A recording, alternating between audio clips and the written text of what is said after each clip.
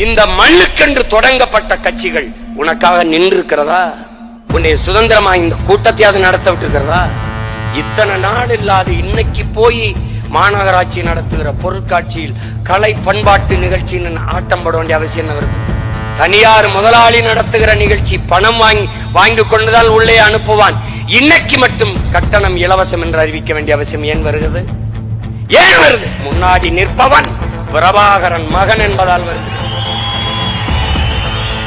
ஏன் இந்த கட்சிகளுக்கு வணக்கம் செலுத்தலை, ஒரு அறிக்கை விடலை? ஏன் விடுவதில்லை? ஏன்? இதில் அவர்களுக்கு அரசியல் இல்லை. அதனால்தான் சிக்கலின் உடன் பிறந்தானே. இதை பேசாது போனால் நாம் வெல்ல முடியாது என்கிற நிலையை உருவாக்காத வரை இவர்கள் பேச மாட்டார்கள். இவர்கள் பேசாததால் இந்திய நாட்டை, இந்திய துணைக்கண்டத்தை ஆள்கிற காங்கிரஸ் பிஜேபிக்கு வசதியாக போய்விட்டது.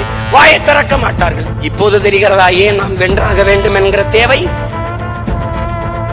நாம் தமிழர் கட்சி ஏன் ஆட்சி அதிகாரத்துக்கு வர வேண்டும் என்கிற அவசியம் புரிகிறதா? புரியும். உடன் பிறந்தவன் வந்து அந்த அதிகார நாற்காலியில் உட்கார்ந்தால் இப்படி பேசாது நீ கடத்தி விட்டு போக முடியுமா? என் இனப்படுகொலையை நீ மறைத்து மூடிவிட்டு சென்று விட முடியுமா?